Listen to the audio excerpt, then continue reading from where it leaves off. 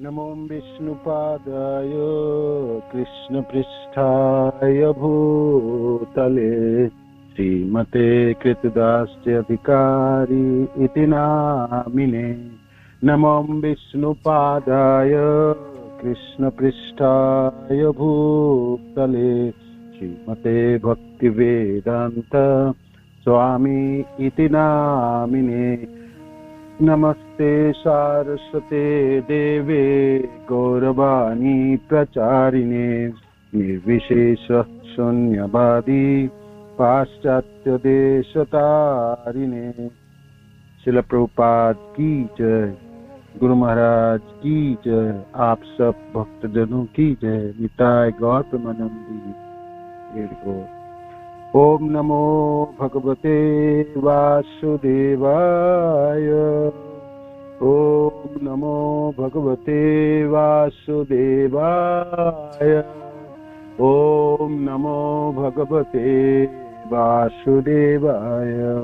नारायणं नमस्कृत्यं नरं चैव नरोत्तमं देवीं सरस्वतीं व्यासं ततो जयमुदीरये। नष्टप्रायेषु अभद्रेषु नित्यं भागवत सेवया भगवती उत्तम श्लोके भक्तिर्भवति नैष्टिकी। ग्रंथराज श्रीमद् भागवत की जय। ग्रंथराज श्रीमद् भागवत स्कंद 4 चतुर्थ स्कंद चैप्टर अध्याय 1 श्लोक संख्या 4। श्लोक संख्या 4 में आवृत्ति करता हूँ, मेरे बाद आप दोहरा दीजिएगा। हरे कृष्ण। श्लोक आपके स्क्रीन पे है, आप म्यूट रह के इसको उच्चारण भी कर सकते हैं, है ना।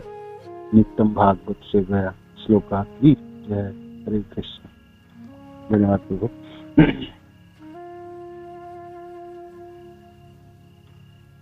यस्तयो पुरुषो साक्षात् विष्णुर्यज्ञस्वरूपधृ या स्त्री सा दक्षिणा भूतेरंशभूतानपायिनी। यस्तयो पुरुषो साक्षात् विष्णुर्यज्ञस्वरूपधृ या स्त्री सा दक्षिणा भूतेरंशभूतानपायिनी। यस्तयो पुरुषो साक्षात् विष्णुर्यज्ञस्वरूपधृ या स्त्री सा दक्षिणा भूतेरंशभूतानपायिनी। दोनों प्रणाम सभी को। आवृत्ति कीजिए प्लीज। हरि बोल। हरे कृष्ण। हरे कृष्णा प्रभु जी, धन्यवाद प्रणाम। धन्यवाद प्रणाम। यस्तयो पुरुषः साक्षात् विष्णुर्यज्ञस्वरूपधृक् या स्त्री सा दक्षिणा भूते अंशभूतानपायिनी। हरे कृष्णा प्रभु जी, धन्यवाद प्रणाम। हरे कृष्णा प्रभु जी। हरे कृष्णा प्रभु जी, धन्यवाद प्रणाम। यस्य तयो पुरुषे साक्षात् विष्णुधर यज्ञ स्वरूपधिक या स्त्री सा दक्षिणा भूते अंशभूतान पायनी। हरे कृष्णा प्रभु जी, धन्यवाद प्रणाम। हरे कृष्णा प्रभु जी, धन्यवाद प्रणाम। हरे कृष्णा। विष्णुर्यज्ञस्वरूपधृक् या स्त्री सा दक्षिणा भूतेरंशभूतान पायिनी। हरे कृष्ण प्रभु जी, प्रणाम। हरे कृष्णा प्रभु जी, धन्यवाद प्रणाम। यस्तयो पुरुषो साक्षात् विष्णुर्यज्ञस्वरूपधृक् या स्त्री सा दक्षिणा भूतेरंशभूतान पायिनी। हरे कृष्ण प्रभु जी, धन्यवाद प्रणाम। यस्तयो पुरुषा साक्षात् विष्णु यज्ञ स्वरूप दृक् या स्त्री सा दक्षिणा भूतेर अंशभूतान पायिनी। हरे कृष्णा प्रभु जी दंडवत प्रणाम। हरे कृष्ण प्रभु जी दंडवत प्रणाम। यस्तयो पुरुष साक्षात विष्णु यज्ञ स्वरूप दृक् या स्त्री सा दक्षिणा भूतेर अंशभूतान पायिनी। हरे कृष्णा दंडवत प्रणाम। हरे कृष्ण प्रभु जी दंडवत प्रणाम। यस्तयो पुरुषः साक्षात् विष्णु यज्ञ स्वरूप दृक् या स्त्री सा दक्षिणा भूतेर अंशभूतानि पायिनी। हरे कृष्ण प्रभु जी दंडवत प्रणाम। हरे कृष्ण प्रभु जी दंडवत प्रणाम। यस्तयो पुरुष साक्षात् विष्णु यज्ञ स्वरूप दृक् या स्त्री सा दक्षिणा भूतेरस्य भूतान पायिनी। हरे कृष्ण प्रभु जी दंडवत। हरे कृष्ण प्रभु जी दंडवत प्रणाम। यस्तयो पुरुष साक्षात् विष्णुर्यज्ञ स्वरूप दृक् या स्त्री सा दक्षिणा भूतेर अंशभूतानि पायिनी। हरे कृष्ण प्रभु जी। हरे कृष्ण प्रभु जी दंडवत प्रणाम। यस्तयो पुरुषा साक्षात् विष्णुर्यज्ञ स्वरूप दृक् या स्त्री सा दक्षिणा भूतेर अंशभूतान पायिनी। हरे कृष्णा दंडवत प्रणाम प्रभु जी।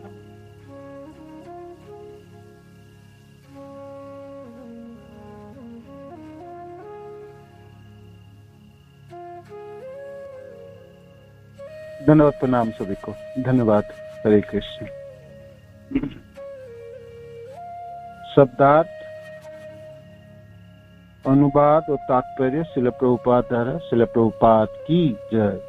यह जो तयो उन दोनों में से पुरुषः नर साक्षात प्रत्यक्ष विष्णु परमेश्वर योग्य स्वरूप दृक् स्वरूप धारण किए हुए या दूसरी स्त्री सा वह दक्षिणा भूते संपत्ति के देवी का अंश भूता भिन्नांश होने से अनपायिनी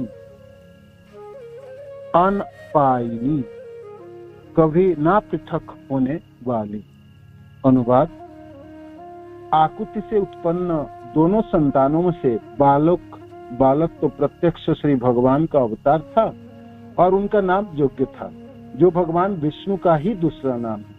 बालिका संपत्ति की देवी भगवान विष्णु की प्रिया लक्ष्मी के अंश अवतार थी।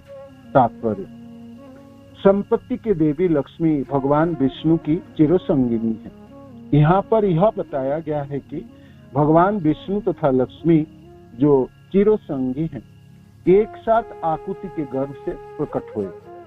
जैसा कि अनेक विद्वानों ने पुष्टि की है, विष्णु तथा लक्ष्मी भौतिक सृष्टि से परे है, नारायण पर अव्याख्या। अतः उनका यह चिर संबंध बदला नहीं जा सकता। इसीलिए आगे चलकर आकुति से उत्पन्न यज्ञ ने धन की देवी के साथ विवाह कर लिया। श्रील प्रभुपाद की जय, गुरु महाराज की जय। ओम अज्ञानतिमिरन्धस्य ज्ञानाञ्जन शलाकया चक्षुरुन्मीलितं येन तस्मै श्री गुरुवे नमः। श्री चैतन्य मनोभीष्टं स्थापितं येन भूतले स्वयं रूप कदा मह्यं ददाति पदान्तिकम्। हे कृष्ण करुणा सिंधु दीनबंधु जगत्पते गोपेश गोपिका कांत राधा कांत नमस्तुते। सप्त कांचन गौरांगी राधे वृंदावनेश्वरी विश्वभानुसुते देवी प्रणमामि हरिप्रिये। वाञ्छाकल्पतरुभ्यश्च कृपा सिन्धुभ्यैव च पतितानां पावनेभ्यो वैष्णवेभ्यो नमो नमः। जयो श्री कृष्ण चैतन्य प्रभु नित्यानंद श्री अद्वैत गदाधर श्रीवासादि गौरभक्त वृंद। हरे कृष्ण कृष्ण कृष्ण हरे हरे, हरे राम राम राम हरे हरे। श्रील प्रभुपाद की जय, गुरु महाराज की जय, आप सब भक्त वृंद की जय। निताय गौतम। तो आप सब मिलकर आशीर्वाद दीजिएगा, भागवत के श्लोकों में कुछ सेवा कर पाऊं। हरे कृष्ण, हरि बोल। आप सुन पा रहे, आवाज ठीक से सुनाई दे रहे? कोई मेरे को बताइए तो। एक सेकंड है।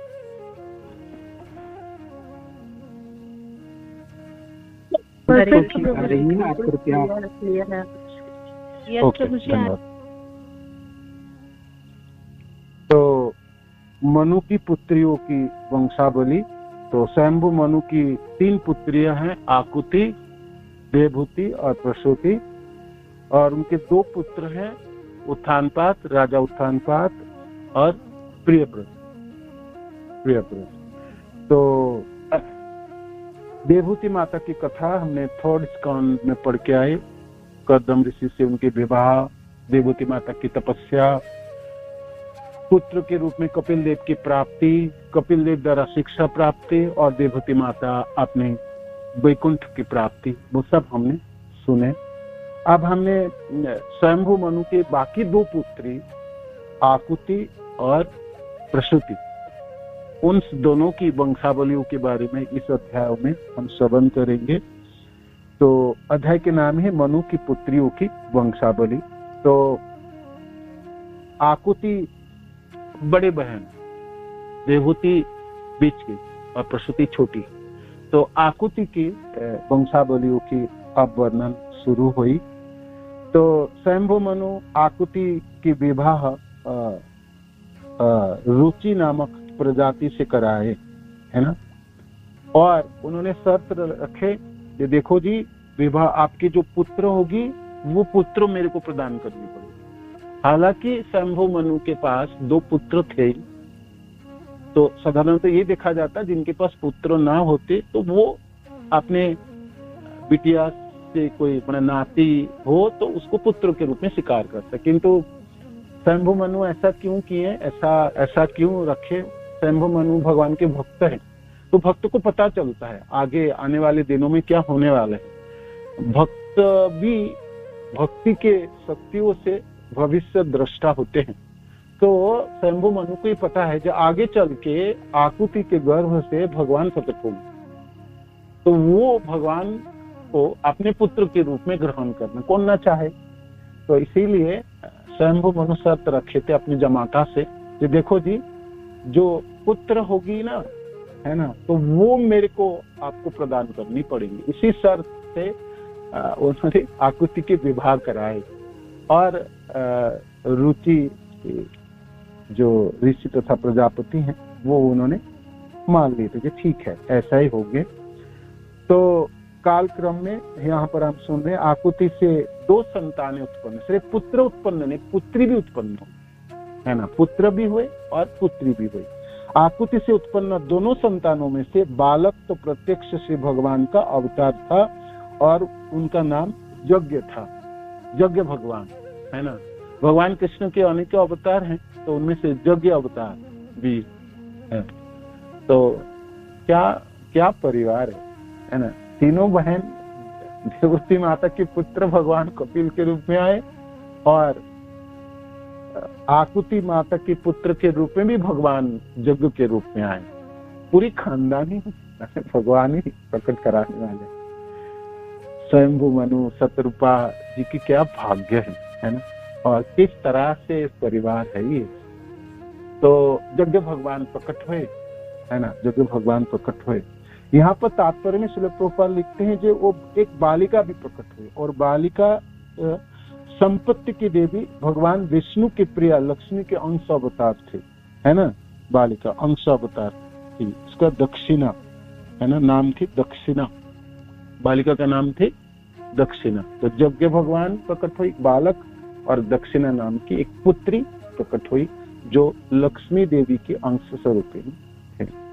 संपत्ति की देवी लक्ष्मी भगवान विष्णु के चिरसंगिनी है। यहाँ पर वह बताया गया कि भगवान विष्णु तथा लक्ष्मी जो चिरसंगी हैं एक साथ आकुति के गर्भ से प्रकट हुए, एक साथ आकुति के गर्भ से प्रकट हुए। तो देखा जाए तो भाई बहन के रूप में प्रकट हुई, किंतु भगवान विष्णु और लक्ष्मी तो पति पत्नी है ना, और चिरसंगिनी, उसमें संबंध में कभी परिवर्तन होते ही नहीं।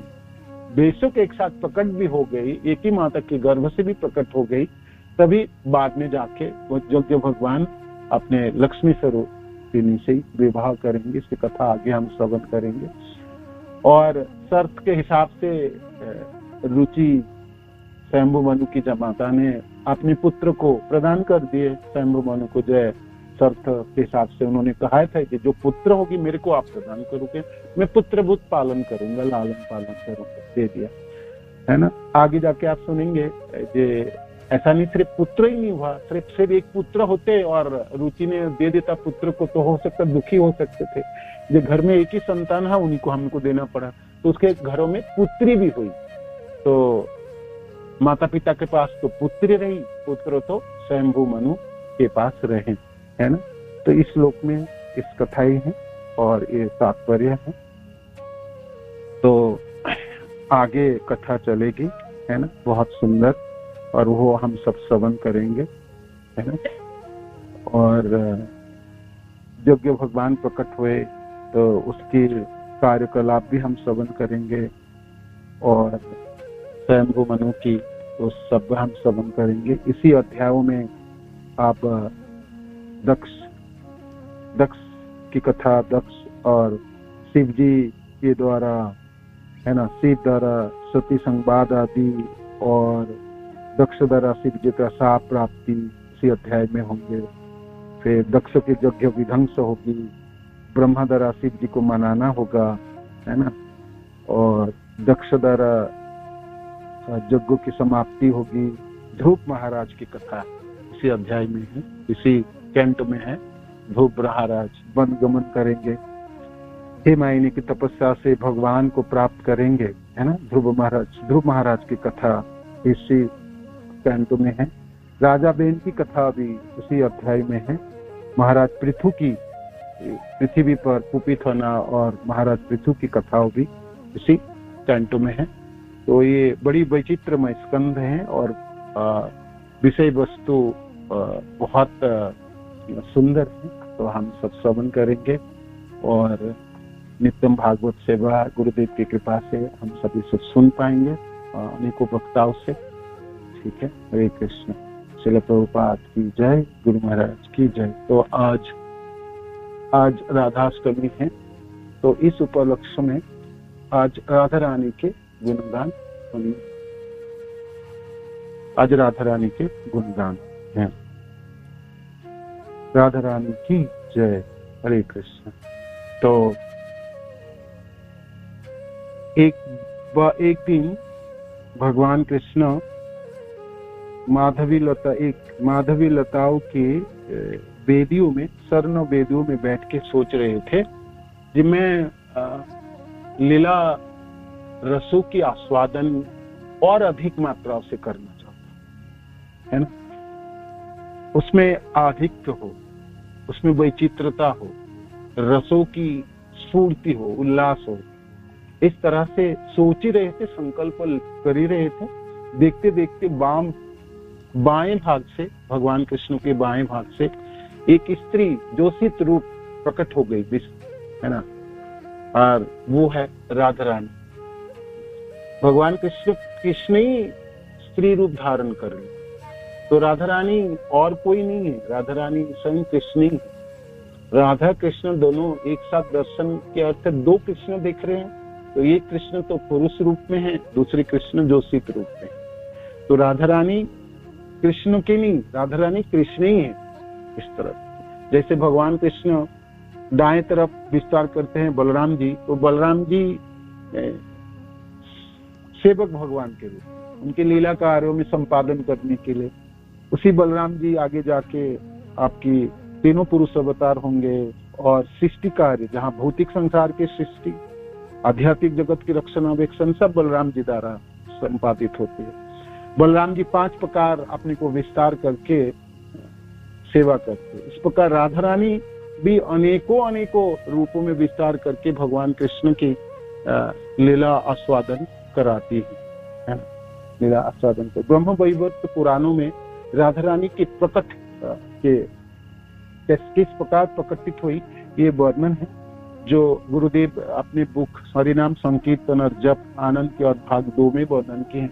तो उसी राधा रानी की रूपों की वर्णन है, देखने में कैसी है राधा, है ना, जो गोलोक में प्रकट हुई, तो उसकी वर्णन है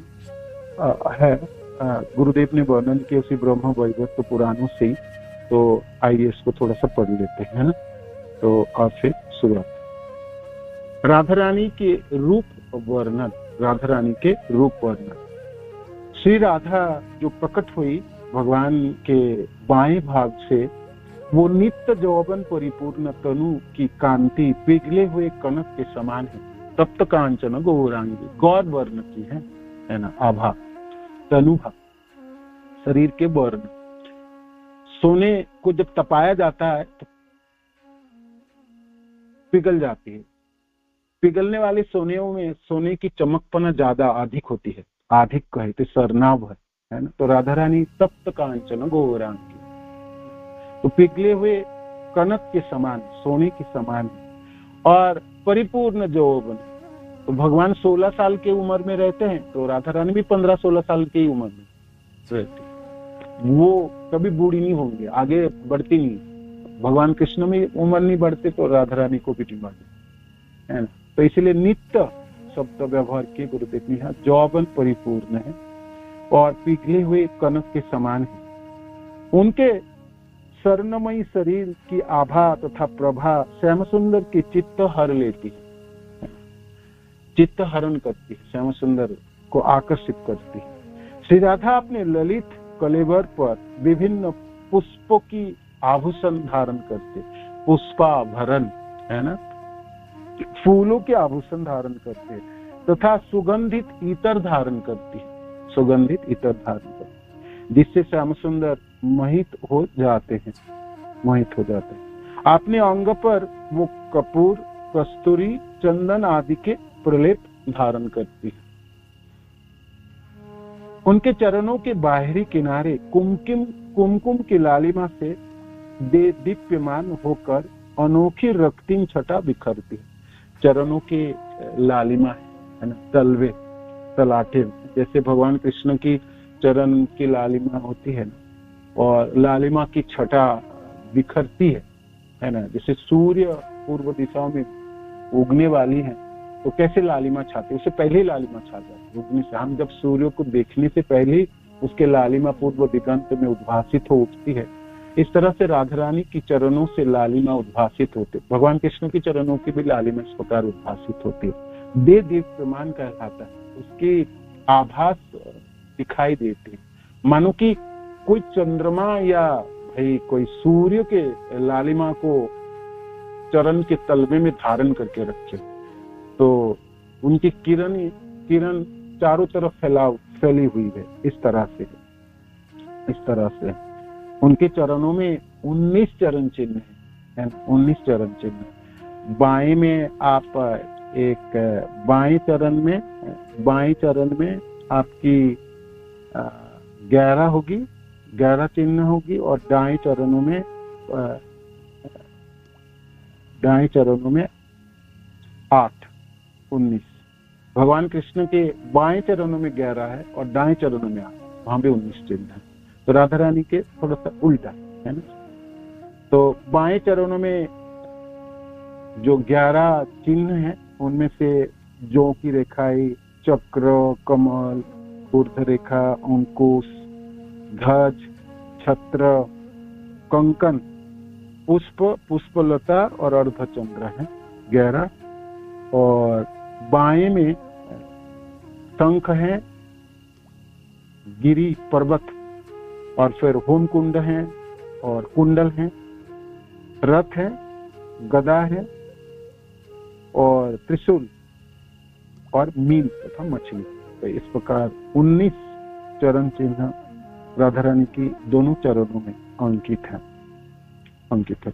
राधा रानी के चरणों की रक्त छटा, रक्तिम आभा है के ऊपर ही है उनके नुपुर सुशोभित होती है, नुपुर सुशोभित होती है, चरणों के ऊपर नुपुर है ना, जो राधा रानी के आगमन के संदेश सुनाती है। जहां भी राधा रानी आने वाली हैं तो नुपुरों की किंकिनियों की आवाज पहले से सुनाई देगी, तो उससे पता चलता राधा रानी आ रही हैं या राधा रानी यहाँ से प्रस्थान कर रही। तो भाई उनके गोपीजन, मंजरी आदि भक्तजन प्रिय सबको सुनाई देते हैं वो किंकिनी है ना नुपुरों की। आपने सुंदर अरुण उत्पल पदांगुली, अरुण शब्द का अर्थ है लाल, लाल उत्पल कमल, लाल कमलों की तरह उनके उंगलियां हैं, चरणों की उंगलियां हैं। उन्होंने चिन्मय बिछिया पहनी, हर उंगलियों में बिछिया, हर उंगलियों में बिछिया है।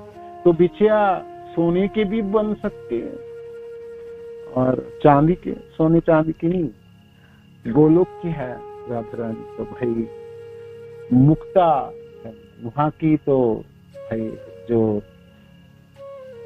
मिलती हैं वो तो इस संसार में नहीं है, इस भौतिक संसार में तो नहीं है, किंतु कभी कभी पहनती भी है, सोने की भी बिछिया होती है, कभी कभी चांदी का भी होती है, किंतु ज्यादा सी तो गोलोक में प्राप्त रत्नों की बना बिछिया धारण करती है राधा रानी, सारे नखों में, पर पद नखों में, पद नखों में।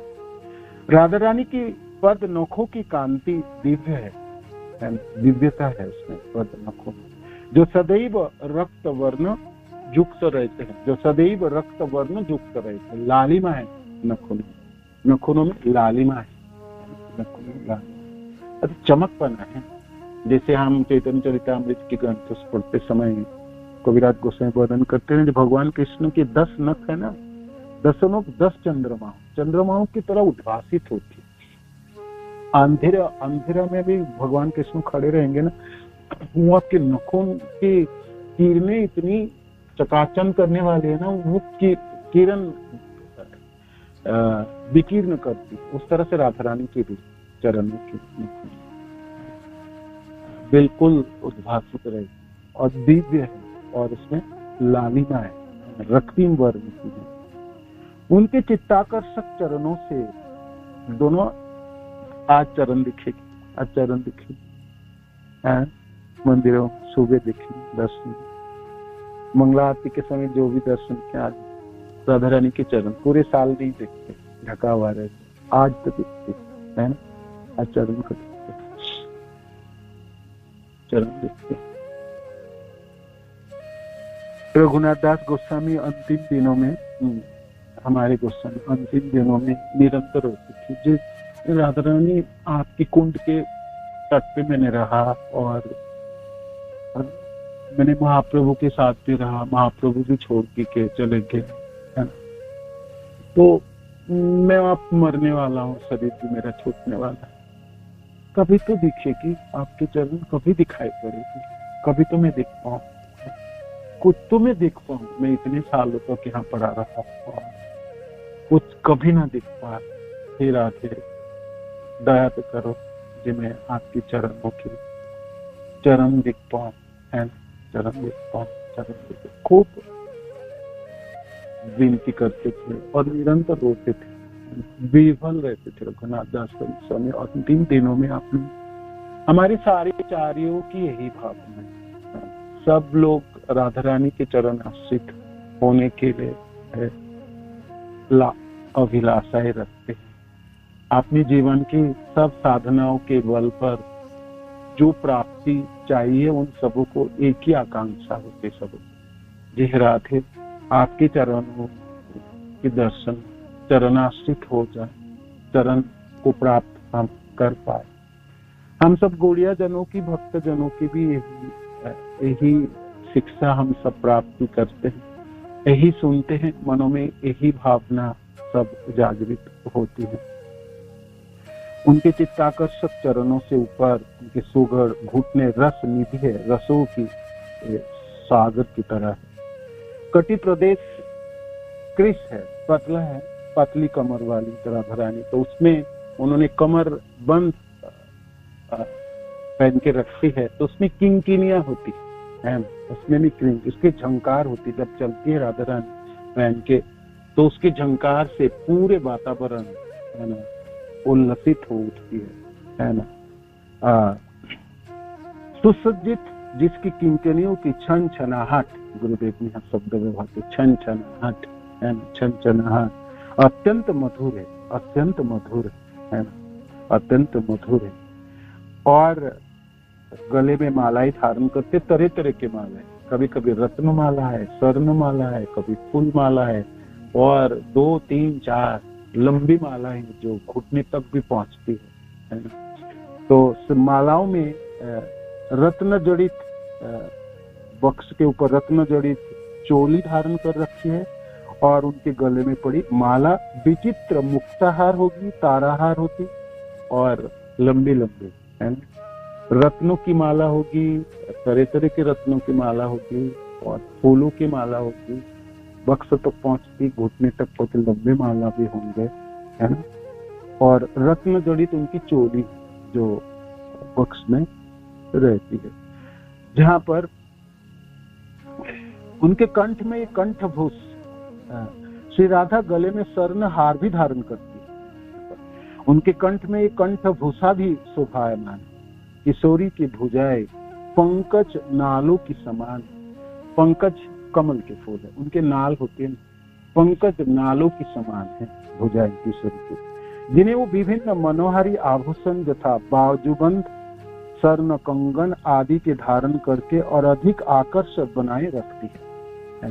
हाथों में बालाएं धारण करते, बाजूबंद होगी, कभी कभी फूलों की माला होती है, फूलों की बालाएं होती है, फूलों की अनेकों श्रृंगार धारण करती है किशोरी, तो वो उनकी सुंदरता को और अधिक वर्धन कराती है। उनके दिव्य एवं सुकमल हथेलिया में 35 दिव्य चिन्ह है, जो उज्जैन नीलोमणि में रूप गोस्वामी पाद ने वर्णन किया। 35 दिव्य चिन्ह है हथेलिए पे, तरह तरह के चिन्ह हैं, वो भी गुरुदेव ने यहाँ पर वर्णन किए हैं, जो उज्जैन नीलोमणि में रूप गोस्वामी पाद वर्णन किए, वहां से यहाँ पर है। तो वृक्ष है, पंख है, अंकुश है, बाण है, तोमर आदि है, मालाई के चिन्ह है, चामर की चिन्ह है, अंकुश की है, दुंदुभी की है, वज्र की है, सकट धनुष की है, तलवार की है, भृंगार अर्थात पानी पीने की पात्र आदि की हाथों में है ना, हाथों में 35 शुभ दिव्य चिन्ह है राधा रानी की दोनों हथेलियों पे। उनकी सुरम्य हस्तांगुली रत्न मुद्रिकाओं जड़ित अंगूठियों से सुशोभित है, हर उंगलियों में अंगूठियां है, जैसे भगवान कृष्ण की पहचान अंगूठियां रत्न से, अनेकों रत्न, प्रबाल आदि है, मूंगी की होगी, और किसके होगी, रत्न से अंगूठियों से सुशोभित है, और आपने हस्तकमल में एक नीला कमल धारण करती है ना, नील कमल धारण करके चल। उनकी शंख समग्रीवा के ऊपर उनकी चिबुक ऐसी प्रतीत होती है मानो किसी स्वर्ण कमल पर मिलिंद विराजमान हो। आपने चिबुक पर वो एक अत्यंत मनमोहक कस्तूरी बिंदु धारण करती है, कस्तूरी बिंदु होती है चिबुक पर, और वो बिल्कुल दूसरी दिखाई पड़ती है। जो भाग्यवान जनों ने दर्शन किए, नहीं तो हमारे राधा श्याम सुंदर मंदिर है, राधा रानियों की श्रृंगार आप दर्शन करेंगे तो दिखाई पड़ेगी चिबुक में, बहुत नजदीक जाके बहुत ही आपने तन्मय होकर दर्शन कर रहे तो वो नजर में आती है, बिल्कुल आती है। मनमोहक कस्तूरी बिंदु धारण करती है, उनके अधर लाल कमल की सी कांति वाले और सुरम्य या रसमयी है। तांबुल से उनके अधर रक्तिम दिखाती है, पान खाती, पानों की सेवन करती है, पानों में वो नहीं होता, जर्दावर्धन नहीं होती, ऐसे तांबुल है ना, पान सुपारी। तो हमारे इस्कॉन मंदिर में तो पान सुपारी भी दिया जाए, तांबुल लेते हैं। तो उनके अधर रक्तिम दिखते हैं, लाल लाल रसाधारों के मध्य श्वेत दंत पुष्टि मुक्ताहार जैसे शोभायमान लगती है। नासिका के अग्रभाग में स्वर्ण जड़ित मुक्ता स्वयं को शोभायमान कराता है। उनके रसमय कोपोल कमल एवं कुमकुम से विचित्र है और मृगमध रचित मकरी पत्र भंग से विभूषित है।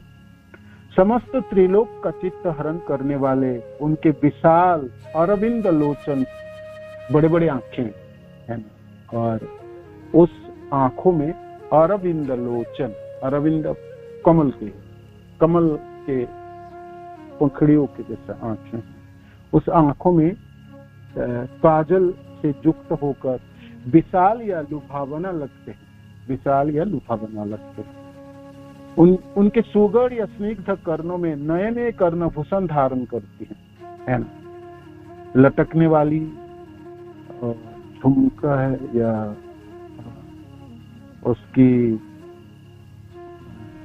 उसको यहाँ पर बलिया कहलाती है या सलाकायो कहा बोला जाता है, बलिया लटकने वाली बलिया। उनकी नव चंद्रहार भुव जुगल अत्यंत रमणीय है। उनका सुंदर ललाट विभिन्न रत्नाभूषणों से सुसज्जित रहता। उनकी केश राशि वर्षा ऋतुओं के मेघ की भांति काली है और घनी है, जो दिव्य पुष्पों से निर्मित बेनी द्वारा शोभित रहती है, जिसे वह अपनी नील ओढ़नी से ढके रखती है। उनकी नीलाभ ओढ़नी अत्यंत मनोरम है। अपने मस्तक पर पुष्पों से निर्मित मनोहारी ललाटिका कहलाता है, इसको तिलक कहलाती है, वो धारण करती है।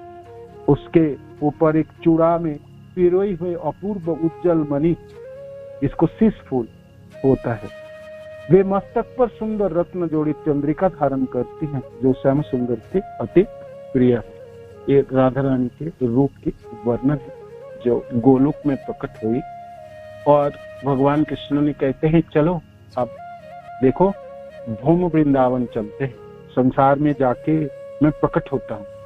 तो राधा रानी कहते आप भी प्रकट हो जाओ, आप भी जाके प्रकट हो जाओ। तो राधा रानी कहते मैं तो आपके बिना और किसी को देखना ही नहीं चाहता और मैं देख नहीं सकता किसी और से, तो इसलिए मैं धरती में नहीं जाना चाहता, धरती में नहीं जाना। तो भगवान कहते हैं कोई बात, आपको किसी को नहीं देखना, आप प्रकट होके पहली बार जब देखोगे तो मेरे को ही देखोगे, है ना, मेरे को ही देखोगे। तो भगवान प्रकट हुए इस भूमि वृंदावन में, अपने पूरे धामों को ही ले आए, उठाए, सब कुछ ले आए। जो गोलोक वृंदावन में जो भी कुछ है वो सब ले आए। जमुना जी, गिरिराज पर्वत, कल्प वृक्ष आदि, वो कुंज आदि, वो सखाई, ब्रजवासी जन, प्रियोजन, सब गोलोक के पूरे परिपाटी के साथ भगवान अपने भूमि वृंदावन की लीला करने के लिए आए। राधा रानी प्रकट हो गई। आज राधाष्टमी के दिनों में राधा रानी कीर्तिदा सुंदरी और विश्वभानु के घरों में प्रकट होंगे। दोपहर के समय प्रकट हुई। आज अष्टमी, भाद्रमायनी के अष्टमी तिथियों के दिन प्रकट हुई। अनेकों वर्णन है, विशेष करके ब्रह्म वैवर्त पुराणों में भी वर्णन है और पद्म पुराणों में वर्णन है। अनेकों कथा आप सब जानते हैं और सुनी भी हैं, तो सब कथाएं। किसी जगह ये वर्णन है कि विश्वभानु महाराज जब स्नान करने गए तो जमुना जी के कमल के फूलों के ऊपर सुबह हुए इस लाली को, किशोरी को प्राप्त किए हैं, घर ले आए और कीर्तिदा सुंदरी के गोद में सौंप दिए। कोई किसी जगह में कीर्तिदा सुंदरी के गर्भ से प्रकट हुई, है ना, राधा रानी। ये तो गोलोक की हैं और कृष्ण जिस प्रकार प्रकट होते हैं तो राधा रानी भी इस प्रकार ही प्रकट होगी। दोनों ही तो चिदानंदमय है।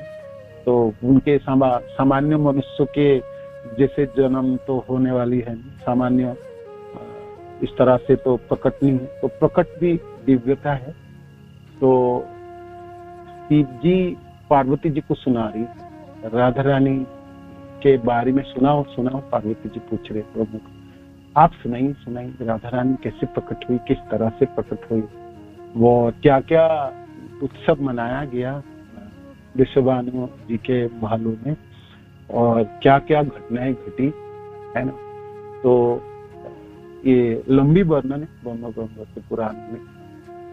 चलो जी, राधा रानी प्रकट हो गई, कितिदा सुंदरी के गोद में आए और महलों में आ गई राधा रानी, है ना। इस भौम वृंदावन, जो गोलोक वृंदावन से भी महिमा मंडित है, आचार्य जन कहते हैं, क्योंकि अनेकों सुंदर लीला यहाँ होती हैं जो वृंदावन में, गोलोक वृंदावन में ना है ना। तो नारद जी आए, तो नारद जी एक बार दर्शन के अभिलाषा से आए, हरिप्रिया को दर्शन करने के लिए। आदि शक्ति है राधा रानी, तो उनके दर्शन के लिए नारद जी की तो पता ही है कहाँ प्रकट हुई, तो सीधी आ गई। तो भाई महर्षि नारद जी तो पूरे संसार में विख्यात हैं, विदित है।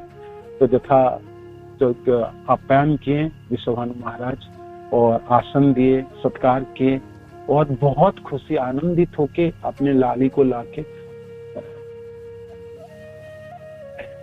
नारद जी के गोद में डाल, अपने बच्चे के आशीर्वाद देंगे, स्वाभाविक है। नारद जी आशीर्वाद से लाली पाए, इतने बड़े भक्त हैं, है ना, और ऋषि हैं, महर्षि हैं, है ना। और नारद जी तो इस संसार के नहीं है, पूरे आध्यात्मिक जगत के हैं, वृषभानु महाराज को जानते हैं। लाली को गोद में स्पर्श मिलते ही नारद जी में अष्टसात्विक विकार उत्पन्न हो गए, उन्होंने शरीर कपने लगे और रोने लगे। नारद जी आंखों में अश्रु विसर्जन होने लगे। और तो नारद जी समझ गए ये तो हरिप्रिया है, ये तो आदि शक्ति है ना। तो उन्होंने प्रार्थना की। तो नारद जी को बहुत सुंदर सुंदर प्रार्थनाएं हैं। वो कहती हैं कि आप तो आद्य शक्ति है माता, आप हरिप्रिया है, माधव के सुख तथा आनंद देने के लिए आप इस संसार में प्रकट हुई है ना। इस संसार में आप प्रकट हुई है। आप महाभागा है, गोविंद मोहिनी, और गोविंद को आह्लाद देने वाली, है ना, आनंद स्वरूपा है आप, है ना। आप स्वयं भक्ति हैं, आप ही तो तप हैं, है ना। आप सब कुछ हैं, आप सब कुछ हैं।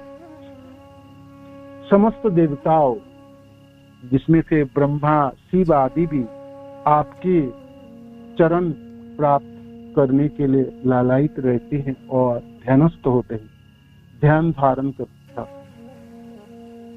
समस्त गोपी हैं, महिषीज हैं, जितनी भी रानियां हैं और जितनी महालक्ष्मी हैं, सब आप ही के विस्तार हैं, है ना।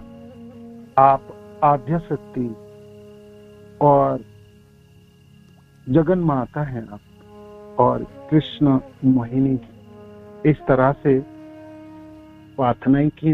तो राधा रानी आपने को प्रकट करके नारद जी के सामने आपने को रूप को दर्शन कराए। जो रूपों की दर्शन जब गोलोक में प्रकट हुई थी, जो गुरुदेव ने ब्रह्म वैवर्त पुराण में राधा रानी के पूर्ण यौवनवती की जो पूरे रूप है, वो रूपों को नारद जी को दर्शन के।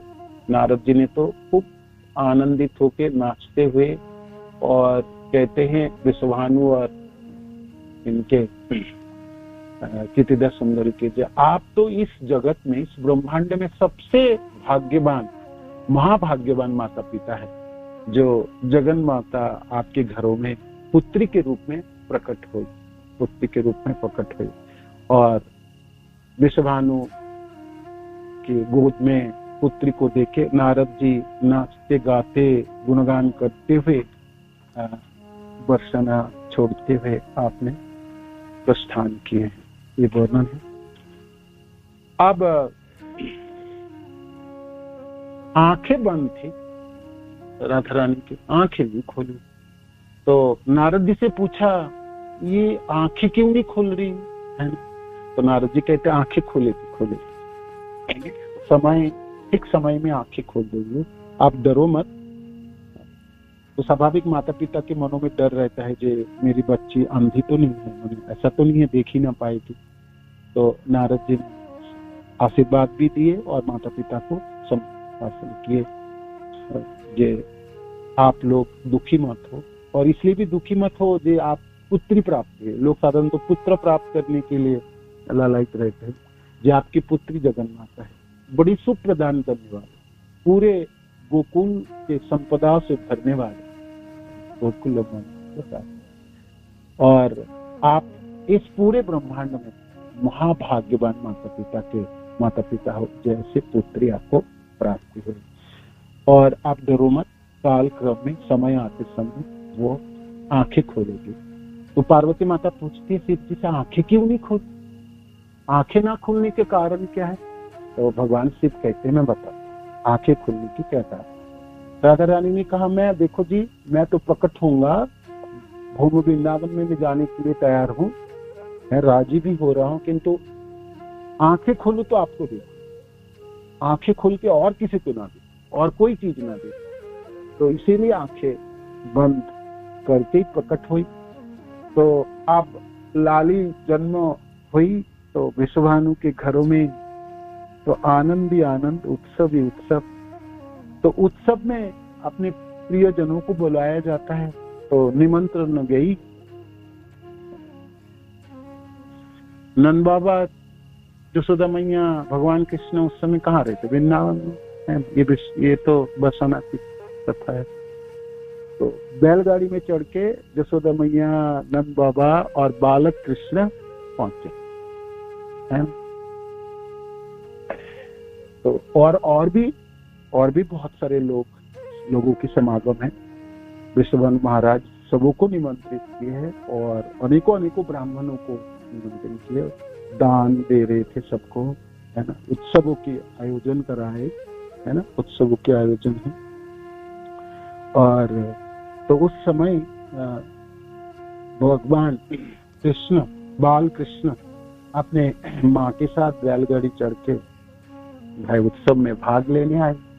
तो जब पहुंचे तो नंद बाबा को विश्वभानु महाराज जाके आलिंगन किए और बाहर जाके मिले, और विद्या सुंदरी भी यशोदा मैया से मिली।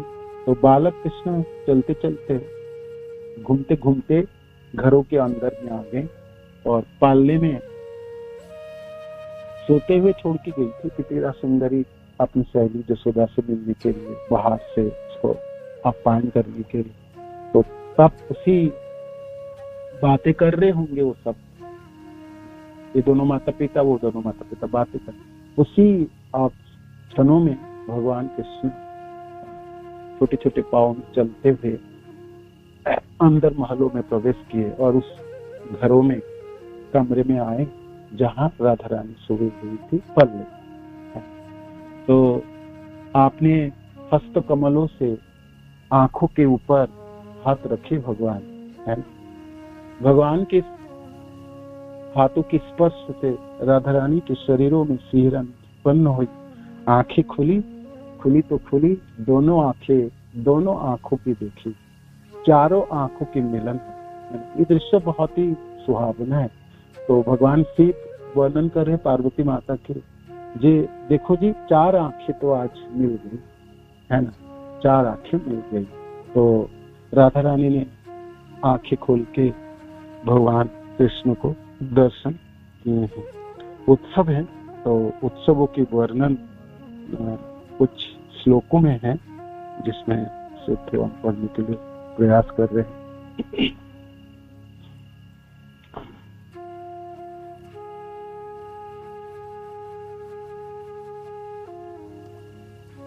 आई टू आई राधा रानी सोई हुई है और भगवान कृष्ण देख रहे।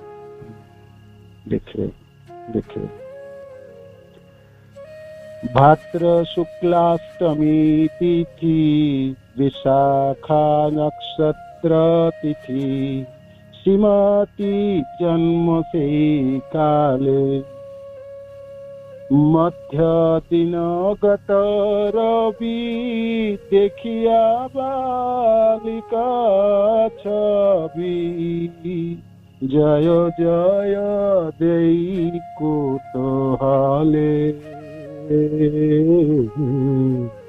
जय जय देई कुतूहले विश्वभानुपुरे प्रति घरे घरे जय राधे श्री राधे बोले राधे जय जय माधव दई गोकुल तरुणी मंडलमयी ते गोकुल तरुणी मंडलमयी कन्यार चंद मुख देखी राजा होइल महासुखी दान देई ब्राह्मण सकले दान देई ब्राह्मण सकले। विश्वभानु राजा आज बहुत खुश आनंदित थे। अनेकों अनेकों ब्राह्मण को बोला और खूब दान दे रहे है ना, जिसको जो मांग रहे दान दे रहे। कन्यारो चंद मुख देखी राजा हुई महासुखी। चंद्रमुखी कन्याओं की जन्म हुई, लाली प्रकट हो गई विश्वभानु के घरों में।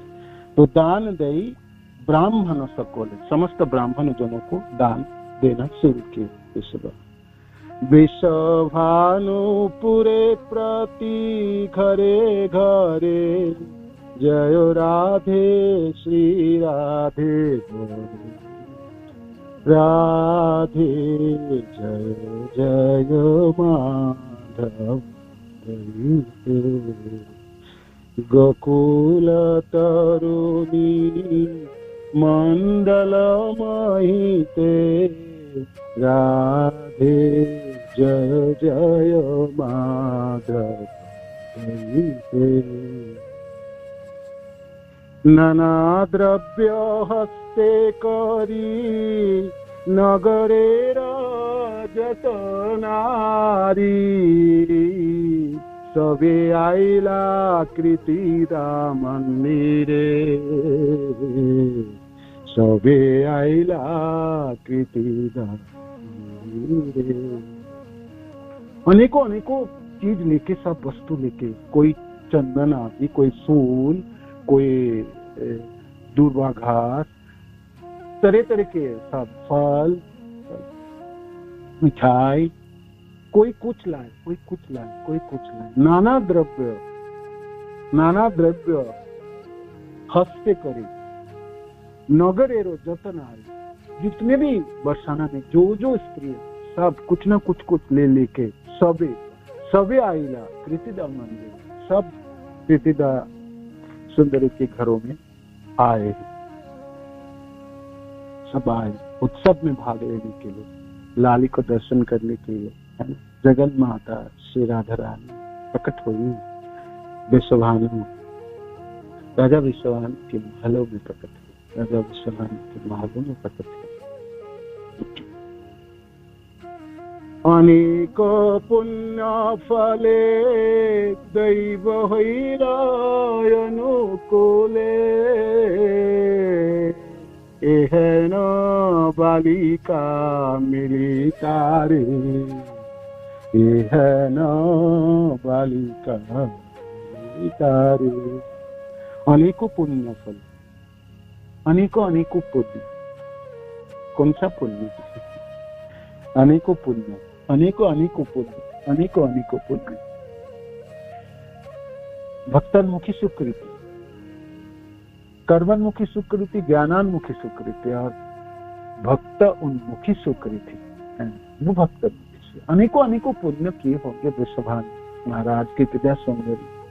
तो माता पिता के रूप में स्वीकार किए जगन माता को, तो इसीलिए यहाँ पर वर्णन है। अनेकों पुण्य फल में इस बालिका के जन्म आज अपने घरों में है। यह है न बालिका मिली तारे,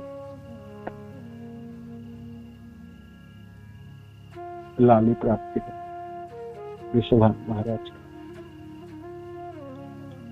मदेर मने है न लैया ये हाथम निरस्यनाय, कौन चले के भजन मिला,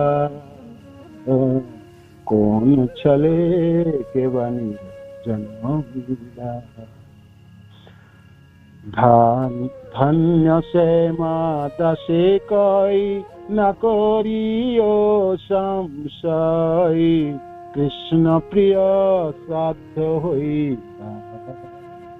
वृषभानुपुरे प्रति घरे घरे,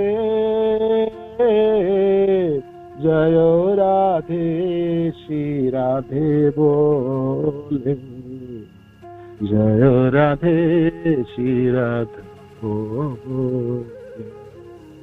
कतई गो प्रेममयी राधे राधे, कतई गो प्रेममयी राधे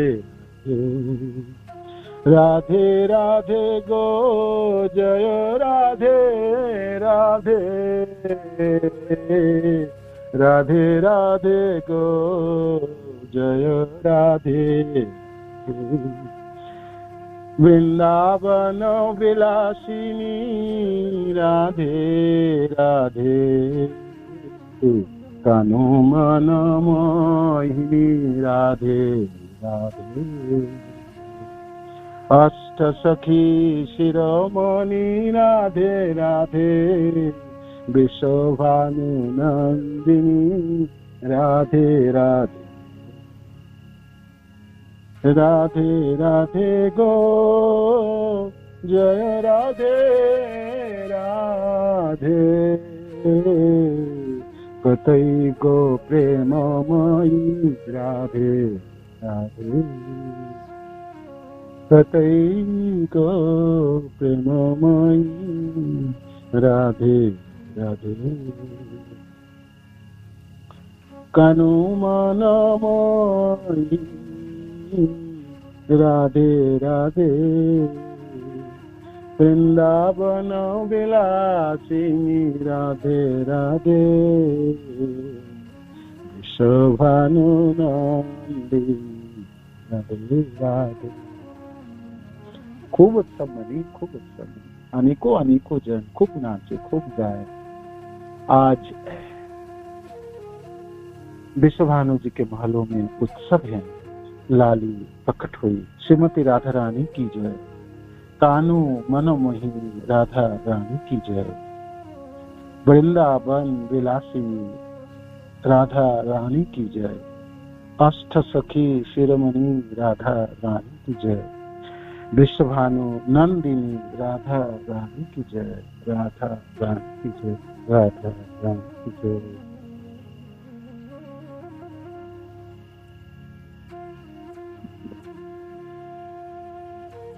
चैतन्य चरितामृत के आदि लीलाओं में 4th चैप्टर चैतन्य महाप्रभु की निजी प्रयोजन प्रकट लीलाओं में कविराज गोस्वामी राधा तत्व के ऊपर वर्णन किए हैं। उनमें से कुछ श्लोक पढ़ते हैं आज के दिनों में। विशेष करके भगवान कृष्ण तो कविराज गोस्वामी कहते हैं, देखो जी ये जो तथ्य है ना, गुण है, तो मैं इसके वर्णन कर रहा हूँ। मेरी इच्छा है अभक्त लोग इसको ना सुने, अभक्त लोगों में कोई रुचि नहीं होगी, किंतु भक्त लोग, भक्तजन विशेष करके कैसे हैं, ये सब सिद्धांत है आम्रेर पल्लव, ये सब सिद्धांत है आम्रेर पल्लव। भक्तगण कोकिले सर्वदा वल्लभ। आम, ये सारे सिद्धांत आम के वृक्ष के नवांकुरित शाखाओं के समान है। और ये कोयल रूपी भक्तों के लिए सदैव प्रिय, भक्तजनों के लिए बड़ा प्रिय। ये सिद्धांत तो गुण है और भक्तजन तो इसको कुछ समझ नहीं पाएंगे, वो ना समझे, इससे मैं खुश हूँ। कविराज गोस्वामी कहते हैं मेरा भक्तजन इसको समझ पाए, तो इसलिए मैं वर्णन करना चाहता हूँ। और आप सब लोग भक्तजन मिलके मेरे को आशीर्वाद दीजिए जैसे मैं वर्णन करता हूँ।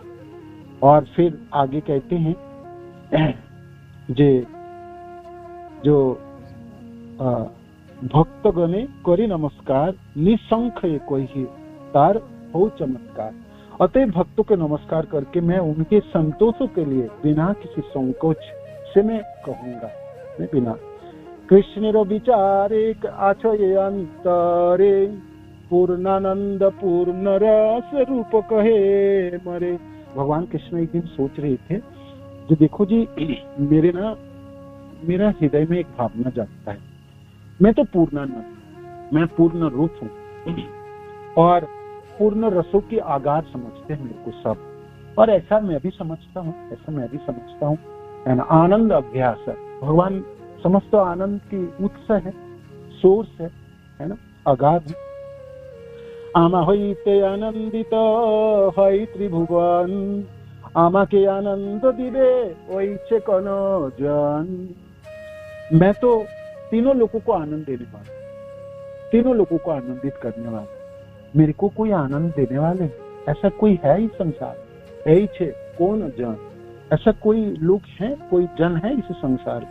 आमा हईते जार है सत सत गुण, से ही जन आह्लादिते पारे मोर मन। मेरे से भी जिनके 100 ज्यादा गुण है, जिस व्यक्ति में मुझसे सैकड़ों गुना अधिक गुण, भगवान कृष्ण के गुणों से भी करोड़ों गुना अधिक गुण है जिसमें, है ना, सैकड़ों गुना अधिक है, वही मेरे मन को आनंदित कर सकता है, वही मेरा मन को आनंदित कर सकता है। आमा हईते गुणी बड़ जगते असंभव, एकली राधा ते तहा करी अनुभव। मेरे से ज्यादा बड़ा गुणी कौन होगा इस पूरे संसार में, तीनों लोकों में ऐसा कोई है? ऐसा तो असंभव है, कहना ना मैं ही तो सब कुछ हूँ, मैं असम ऊर्ध्व, मेरे ऊपर तो कोई नहीं है, मेरे बराबर भी कोई नहीं।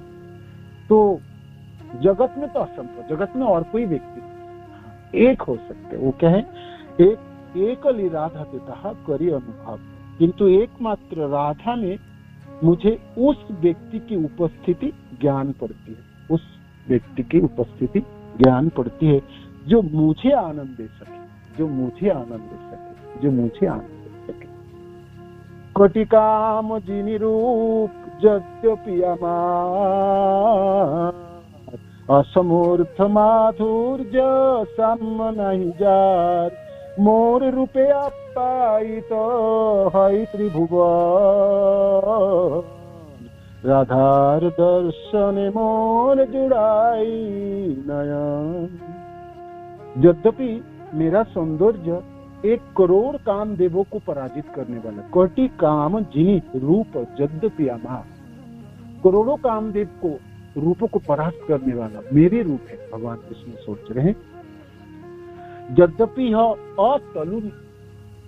अतुलनीय है और अद्वितीय है तथा तीनों जगतों को आनंदित करने वाला है, किंतु राधा रानी के दर्शन से मेरे नेत्रों के आनंद प्राप्त होता है, मेरे नेत्रों के आनंद प्राप्त होता है। राधार दर्शन मोर जुड़ाई नयन, श्याम सुंदर कहते, राधा को देखने से ना मेरी आंखों की तृष्णा मिट जाती है ना, जुड़ाई नयन। मोर वंशी गीते आकर सय त्रिभुवन, राधार बचने हरे अमार सबन। मेरी दिव्य बांसुरी के ध्वनि तीनों लोगों को आकर्षित करते हैं, तीनों लोगों को विमोहित करती है ना, किंतु मेरे कान श्रीमती राधा रानी के मधुर शब्द से मुग्ध हो जाते हैं। भगवान के बांसुरी तीनों लोगों के सबको मोहित करने वाला, सबको सुख आनंद प्रदान करने वाला। तो भगवान कृष्ण कहते हैं मेरी कानों में जब राधा रानी की वचनों की अमृत पड़ती है, तब मेरी कानों, तब मेरा उस मधुर शब्दों से मैं मुग्ध हो जाता हूँ। यद्यपि अमार गंधे जगत सुगंध, मोर चित्त प्राण हरे राधाय अंग गंध। भगवान कृष्ण के शरीरों में खुशबू है। अंत लीलाओं की अध्यायों में महाप्रभु ने जगन्नाथ वल्लभ वाटिका में अर्जुन वृक्ष के नीचे भगवान कृष्ण को खड़े हुए देखे, भागते हुए पकड़ने की गए, वो पकड़नी अदृश्य होगी कृष्ण। तो रामानंद राय को हाथ पकड़ के कहते देखो खुशबू देखो, अभी कहाँ खड़े थे, यहीं खड़े थे, यहीं खड़े थे, खुशबू है ना, आपको खुशबू है। भगवान कृष्ण के शरीरों में अद्भुत खुशबू है जो पूरे जगत को सुगंधित करते हैं। कस्तूरी, कर्पूर और क्या क्या चीजों को मिश्रण, नील कमलों के नीलोत्पल आदि मिश्रण करके उसको खूब घुटा जाए, घुट के लेपन किया जाए, ऐसे खुशबू होती है ना। इससे भी करोड़ों गुना खुशबू भगवान कृष्ण की शरीर होती है। भगवान कृष्ण किसी जगह में खड़े होंगे ना, वो चले भी जाए तो उसकी खुशबू पता चलती है ना, अनेकों समय तक रहेगी। तो इसलिए कृष्ण कहता है मेरी हाँ बहकता है ना, बहकता है ना, मेरी गंध में जगत जुड़ाए, जगत को सुगंधित करने वाला मेरी खुशबू शरीर की है ना, जगत को खुशबू देने वाली, जगत को सुगंध देने वाली है ना, सुगंध प्रदान करने वाली। किंतु राधा रानी की अंगों की सुगंध मेरे मन तथा हृदय को मोहित कर देते। मोर चित्त प्राण हरे राधा अंग गंध, राधा अंग गंध। यद्यपि अमार रसे जगत सरस, राधा रथर रस आमा करे बस। यद्यपि अमार रसे जगत सरस, यद्यपि संपूर्ण सृष्टि मेरी कारण विभिन्न रसों से पूरित है। हम नाम जपते हैं, बहुत अच्छी तरह से नाम जपें तो रसमयी कहते हैं, है ना, रसमयी जप या रसाल शब्द व्यवहार करते। आज तो हृदय भर ठीक, कभी कीर्तन बहुत अच्छी तरह से सुनते भगवान कृष्ण के, कथा खूब सुन ले तो भी हृदय भर उठती है। तो हम कहते हैं ना जो रस प्राप्ति हुई है ना, रस वो निर्यास है जो जैसे आम रस कहलाता है। आम की गुठली, आम को छिलके वगैरह निकाल दो, सब कुछ उसको अपने पेय पदार्थ बनाओ तो उसको आम रस कहते हैं। तो इस प्रकार भगवान कृष्ण रसाल है ना, रस देने वाले, सब कुछ रसमयी होता है कृष्ण की वजह से। तो भगवान कृष्ण कहते हैं इस पूरे सृष्टि में मेरे कारण रसों से पूरी है, सब कुछ रस तो मैं ही प्रदान करता है। फलों में रस, अन्य आदियों में रस, सब चीजों में है ना, जो भी सुंदरताएं है, जो रसाल है, जो रसमयी है, सब चीज तो कृष्ण प्रदान करते हैं, कृष्ण के द्वारा। भगवान कृष्ण कहते हैं मैं देता हूँ, मेरे द्वारा रस प्राप्ति होती है, किंतु मैं श्रीमती राधा रानी के अधरों के अमृत रस पर मुक्त हूँ। यद्यपि अमार स्पर्श कटिंद शीतल, राधिकार स्पर्श अमा करे सुशीतल। यद्यपि मेरा स्पर्श 1 करोड़ चंद्रमाओं से भी शीतल है। भगवान बड़े ठंडक है क्या, करोड़ों चंद्रमाओं के जैसा शीतल। कृष्ण की आलिंगन करना, गोप सखाजन खूब भाग चिपके हुए रहते हैं, हर समय हाथ पकड़ेंगे, कोई कपड़े पकड़ेंगे, कुछ साथ में रहेंगे, देखते रहेंगे ऊपर की तरफ, छू के रहेंगे, जाएंगे नहीं इधर उधर। उतने रहने पर भी पूरे दिन में गोचारण के समय भगवान थोड़ा सा भी वनों की शोभा देखते हुए चले गए तो पीछे पीछे भागेंगे, भाग के पकड़ेंगे, भाग के आलिंगन करना है बस, और कुछ नहीं। जो कृष्ण को छूना है, बस छू के रखना है। भाग्यवान जन है जो भगवान कृष्ण को स्पर्श करते हैं इस प्रकार। तो भगवान कहते हैं मैं बड़ा शीतल हूँ, करोड़ों चंद्रमाओं की जैसा शीतलता है जीवन की, हृदय की, करोड़ों जन्मों की जीव की तृष्णा मिट जाती है जिस जन्म में वो भगवान को प्राप्त करता है ना। दर्शन होती है, आलिंगन प्राप्ति होती है, स्पर्श होती है। अनेकों जन्मों में चलता हुआ जीव कितनी जगह से गुजरे हैं, कितनी प्रजातियों में रहे, कितने दुख उठाए है ना, दुख में तापित रहता है ना, हृदय बिल्कुल, हृदय में तृष्णा ही तो रहती, चातक पक्षियों की तरह है ना। तो जिस जन्म में जिस जीवनों में वो कृष्ण को प्राप्ति होती है तो वो छूना चाहता है इसको, है ना, इसको स्पर्श करना चाहता है, जीवन में अभिलाषा रखता, आलिंगन कर पाए ऐसा, है ना, तो मैं अपने हृदय की तृष्णा को मिटा पाऊं। तो भगवान कृष्ण कहते हैं सबों को सुख देने वाला, सबों को स्पर्श करके सबों को शीतलता प्रदान करता, सबों की तृष्णा को मिटाने वाला होता हूँ, किंतु मैं श्रीमती राधिका के स्पर्श से शीतल हो उठता हूँ। भगवान कृष्ण में लालायित है। कृष्ण कब राधा रानी को देखूं, कब उसके स्पर्श करूं, कब मैं संग में रहूं, कब मैं बातें करूं, है ना। तो दर्शन लालसा, है ना। हम सब साधक जनों के लिए कृष्ण दर्शन लालसा, भगवान कृष्ण के लिए राधा दर्शन लालसा, है ना। राधा रानी की दर्शन होनी चाहिए। यही मत जगतेर सुखे आमी हेतु राधिकार रूप गौन आमार जीवा। जगत के समस्त प्राणियों की, सब कुछ के सुखों के आधार तो मैं हूँ, हेतु कारण तो मैं हूँ। भगवान कृष्ण कहते कोई भी व्यक्ति सुखी कब हो सकता है, जब वो कृष्ण से संबंधित होता है, कृष्ण नाम जपता है, कृष्ण कथा सुनता है या सुनता है, भागवत श्रवण करता है, कीर्तन करता है, कृष्ण से संबंधित होती है, तब वो सुख होती है ना। पूरे संसार के सुख किसमें है? कृष्ण में है ना। कृष्ण नाम, कृष्ण गुण, कृष्ण लीला, धाम, कृष्ण जनों में भी है ना, कृष्ण जन, भक्त जन भी। तो भगवान कहते हैं मेरी वजह से मैं हेतु हूँ, मैं कारण हूँ जो इस संसार को सुख देने वाला। किंतु राधिकार रूप गुण आमर जीवातु, जीवातु शब्द का अर्थ है मेरा जीवन है और आत्मा है ना। राधा रानी के रूप और गुण मेरी जीवन के आधार स्वरूप है ना। मेरी जीवन है और मेरी आत्मा है, मेरी जीवन है और मेरी आत्मा है। यही मत अनुभव आमार प्रतीत, विचारी देखिए यदि सब विपरीत।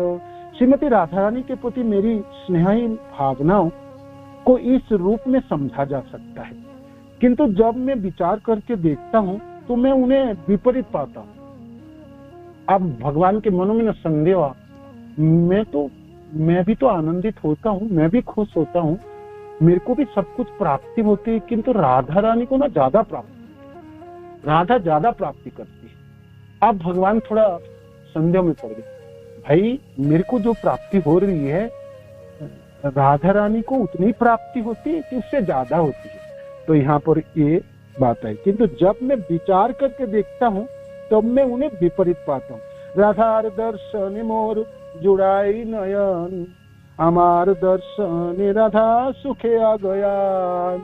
भगवान के मनों में खटका आई। अब राधा श्याम सुंदर सोच रहे मैं तो दर्शन करके मेरा हृदय तो ठंडक पहुंच जाता है, मैं तो मेरी जब राधा रानी पर दृष्टि डालता हूँ तो मेरी आंखें पूर्णतः तृप्त हो जाती, किंतु मुझे देखकर वह और भी अधिक तुष्ट होती, राधा रानी और भी अधिक तुष्ट होती। भगवान प्रलोभित हो गई, अब लालसा जागी कृष्ण में लालसा जागी। जी देखो जी, मैं तो तृप्त होता हूँ, किंतु राधा को देखो, वो तो मेरे से आगवान है, मेरे से आगवान शब्द है। अज्ञान अधिकतर उन्नत है ना, अधिकतर उन्नत है, मेरे से भी अधिकतर उन्नत है।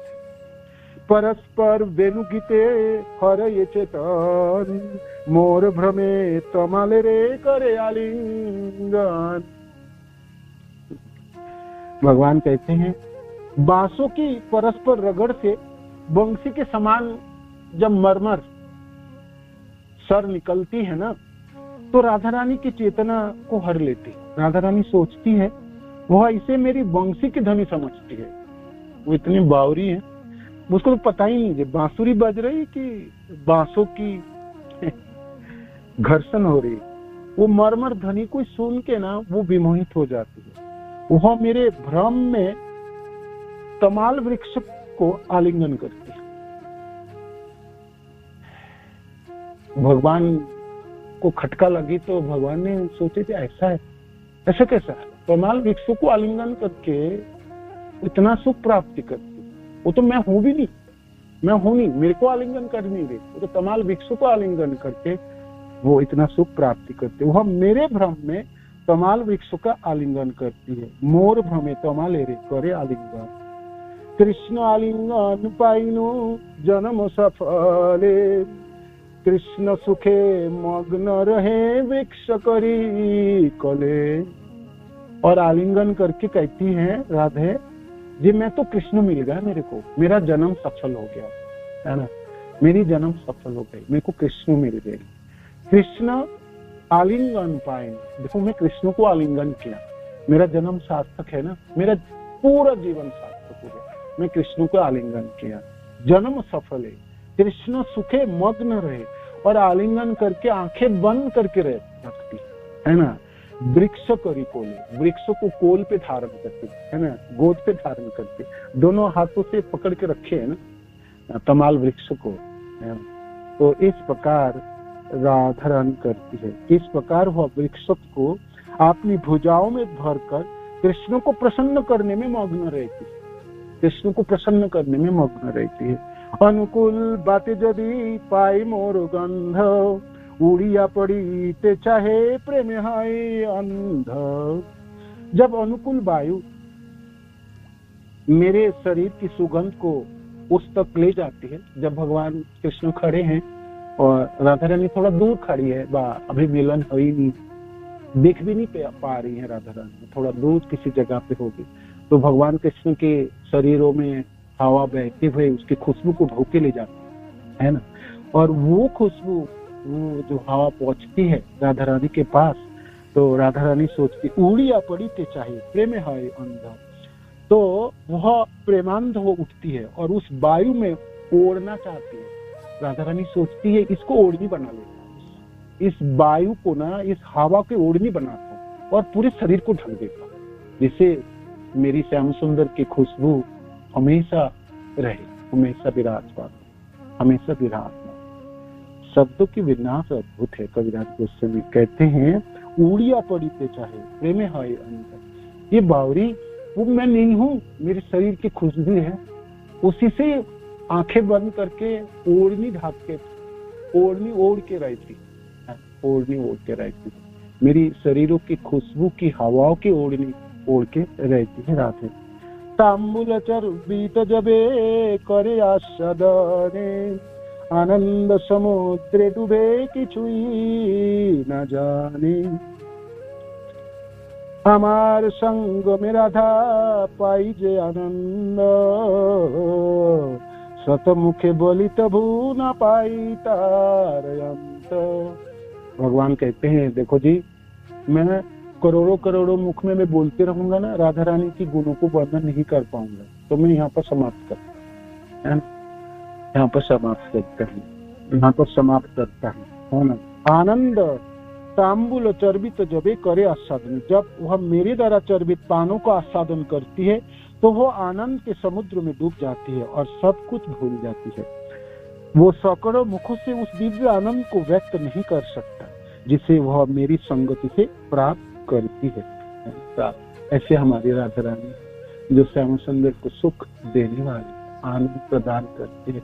भगवान लालायित रहते, श्याम सुंदर बिल्कुल लालायित रहते। एक झलक देखिए, एक झलक देखिए राधा रानी, एक झलक देख लो, देख लो जी, देखो भगवान कृष्ण ऐसे आंखें गाड़ के देख रहे लाली को, है ना, दोनों आंखों की मिलन, चारों आंखों की मिलन, चारों आंखों, कितना सुंदर झांकी होगी ना, है ना। राधा रानी ने आंखें खोली तो श्याम सुंदर को देखे, आपने श्याम राय को दर्शन किया, श्याम सुंदर भी अपनी आंखों की कृष्ण मिटा रही। गौरांग महाप्रभु की कृष्ण की मनों में लालसा हुई, मैं कभी ऐसा प्रेम कर पाऊंगा, ऐसा हो पाएगा, ऐसे हृदय में मैं प्रेम धारण कर पाऊंगा, इस तरह से मैं अनुभव कर पाऊंगा। इसी इच्छा से भगवान कृष्ण गौर हरि के रूप में इस धराधाम में प्रकट हो गए, निजी प्रयोजन है। इसे बहुत सुंदर श्लोक है, आगे आगे हम कभी समय हो गया और पढ़ेंगे। श्रील प्रभुपाद की जय, गुरु महाराज की जय, आप सब भक्तजनों की जय, निताय गौतमानंदे राधाष्टमी के लिए आप सबों की बधाई है। हरे कृष्ण, धन्यवाद, प्रणाम, हरि बोल, हरे कृष्ण, धन्यवाद, प्रणाम सभी को।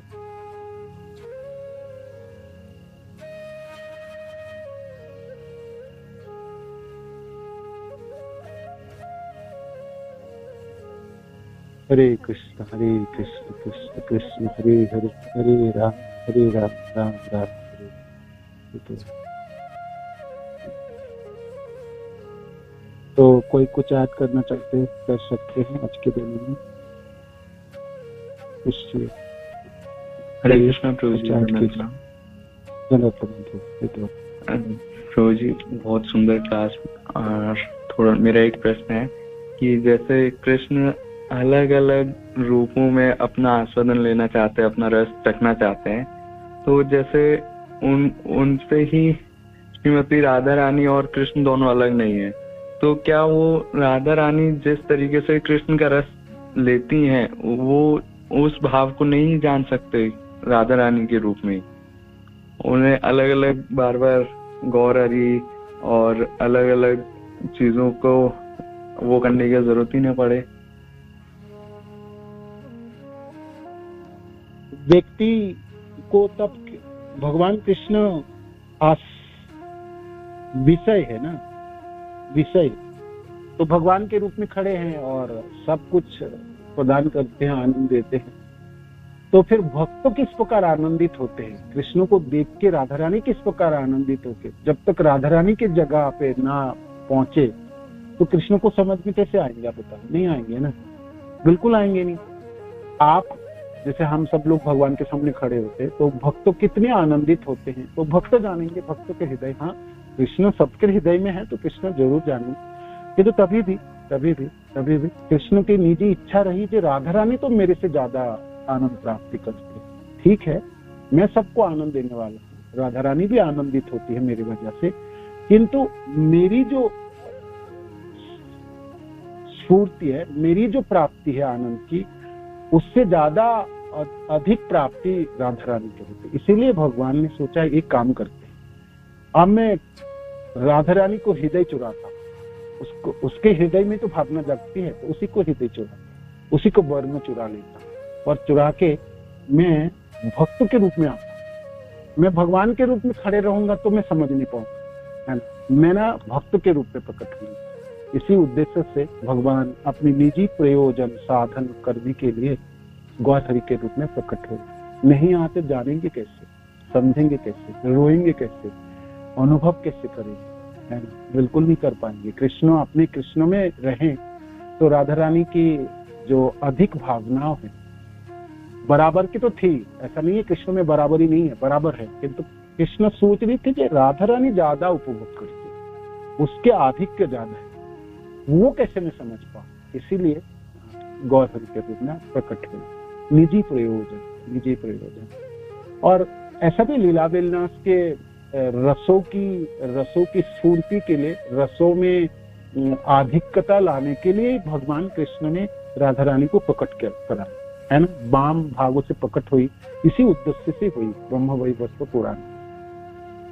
तो भगवान की लीला है, कृष्ण की लीला है।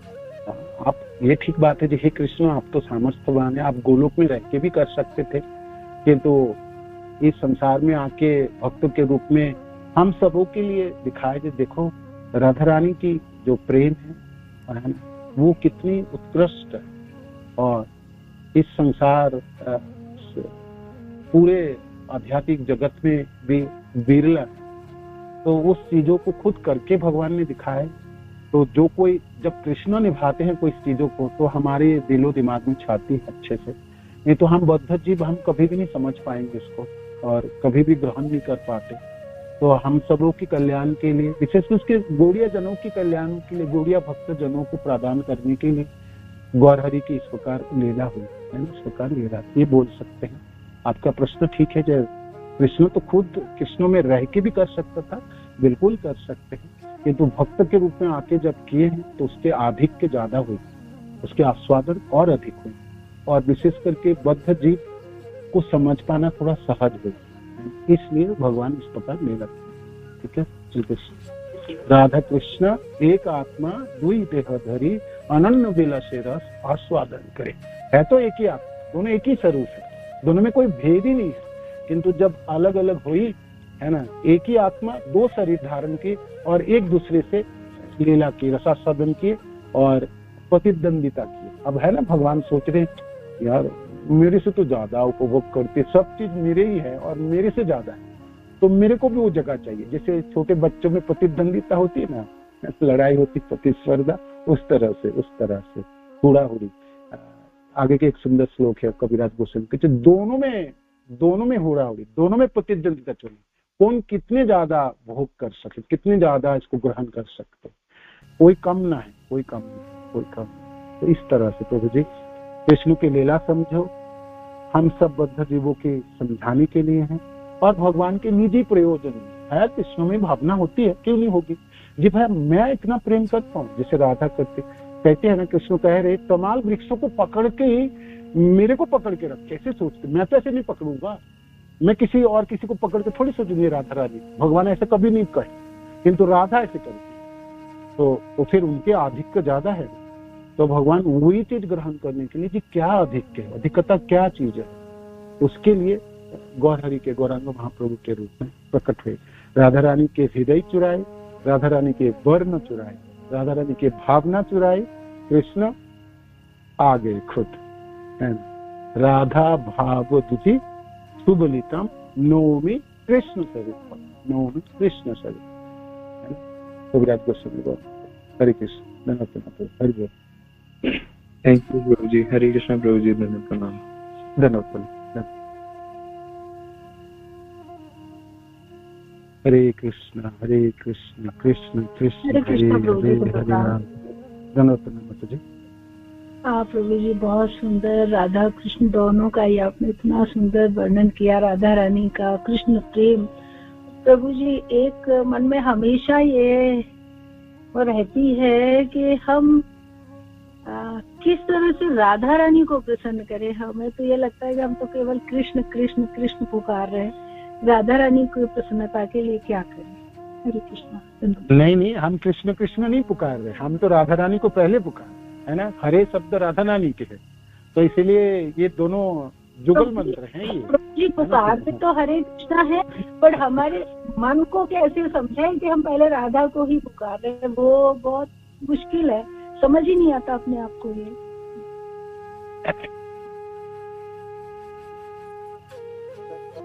आए थे कृष्ण भगवान कि तुम आओ आज कृपा करूंगा मैं, तो जिसके पास पात्र है उसी को दूंगा, उसके बाद पात्र है अच्छा, पात्र हो अपात्र हो सबको दे दो, है ना, सबको दे दो। हाँ, ये सुंदर है।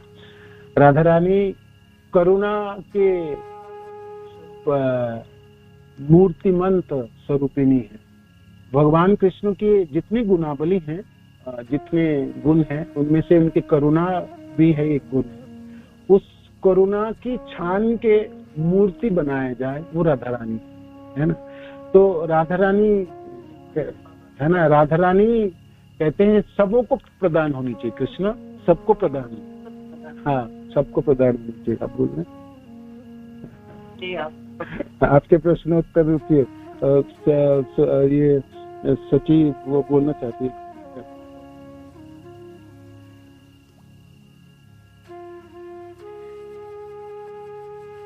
हरे कृष्ण, धन्यवाद, प्रणाम। राधा रानी की एक लीला है, जैसे प्रभु जी बता रहे थे, जो कृष्ण स्वरूपा मूर्तिनी किस प्रकार कृष्ण से भी ज्यादा कृपा करती है। तो एक बार कृष्ण भगवान नंद बाबा को कह रहे थे, क्या जो पिता ऐसे नहीं होना चाहिए, जो सबको कृपा करना चाहिए और देना चाहिए। तो सब लोगों कैसे दान कर रहे थे, तो नंद बाबा ने कहा हाँ बहुत अच्छा है आपके विचार, सबको मैं दान करूंगा। बोले ठीक है, तुम्हारे हाथ से ही मैं करवाता हूँ दान। तो कृष्ण भगवान ऐसे नंद बाबा की गोदी में बैठे हैं और उनके हाथों से दान करवा रहे थे। तो कृष्ण भगवान ने मानो कि अनाउंस किया, जैसे हम लोग अनाउंस करते हैं ना, तो कृष्ण भगवान की थ्रू से अनाउंस करवाया जे आप जाओ पात्र लेके आओ, जे मैं जैसे कुछ दान देना चाहता हूँ तो पात्र लेके आओ। तो सब लोग पात्र लेके आए, जिसको जैसे खबर मिला आज कृष्ण भगवान नंद बाबा कृष्णों के हाथों से दान करवा रहे हैं, सब लोग पात्र लेके आए हैं। कोई कोई लाए ही नहीं पात्र, तो कृष्ण भगवान ने कहा जो जाओ पात्र लेके आओ तभी तो दान दूंगा, कैसे लोगे पात्र। तो ये उसी दिन की बात, राधा रानी उस दिन आई थी नंद बाबा की पास ही आए थे। तो उस दिन ये उसी दिन की ही लीला है। तो राधा रानी जब देख रही थी ये चीज तो उनको बड़ा बोले नहीं ऐसे नहीं होना चाहिए, कृष्ण तो बहुत कंजूसी कर रहे हैं और ये तो कठोर दिल की चीज है। पात्र हो, किसी के पास पात्र हो, किसी के पास पात्र ना भी हो तो सबको करना चाहिए, सबको दान देना चाहिए। तो राधा रानी ये ऑब्जेक्शन की मानो की, तो नंद बाबा को जाके उन्होंने जाके कहा जे नहीं, तो राधा रानी जाके उन्होंने कहा बोले नहीं कृष्ण दो, मैं दान करता हूँ।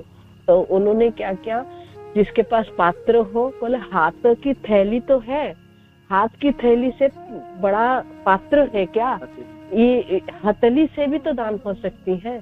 तो कृष्णा ऐसे, राधा रानी ऐसे करुणामय है कि तो ये मानो कि कृष्ण को ये एक शिक्षा भी मिली, जो तो कृष्ण बोले हाँ मैं सचमुच तुमसे भी मैं कंजूस हूँ, मैंने जो मेरा सीमा इतना तक ही है दान करने का, लेकिन राधा रानी की सीमा असीम है, सीमा पार कर जाती है। जो पात्र हो और वो पात्र हो सभी को मतलब दान करना चाहिए। ये करुणा की है एक राधा रानी के झांकी थोड़ी सी। हरे कृष्ण